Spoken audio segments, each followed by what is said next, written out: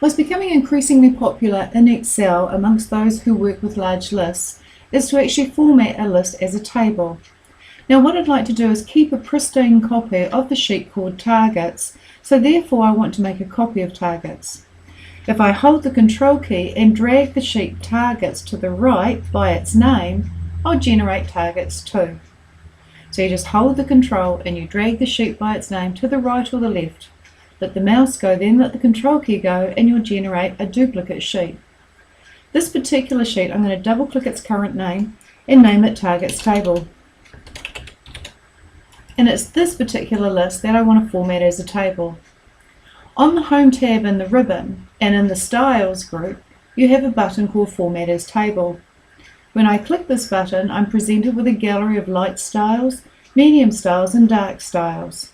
And each style is actually numbered if you rest your mouse on a style. This is style Light 9. I would like to choose Light 16, so I'm going to click this style. You don't get a preview, by the way, of what these styles look like because at this point in time, Excel's not sure what to apply the styles to. So let's just go with Light 16. And it's at this point that Excel will ask you to select what you want to apply the style to.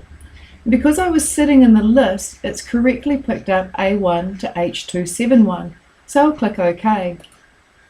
If I then click in my list, I can then clearly see that it has the table style Light 16. Now if I didn't like the particular style I chose, I can now go to the Table Tools Design tab in my ribbon and to the Table Styles collection, and I can just roll over with my mouse and get a live preview of what the different styles look like. If I was to click the More button, I'd actually see more table styles, light ones, medium ones and dark ones. But I'm going to stick with my Light 16.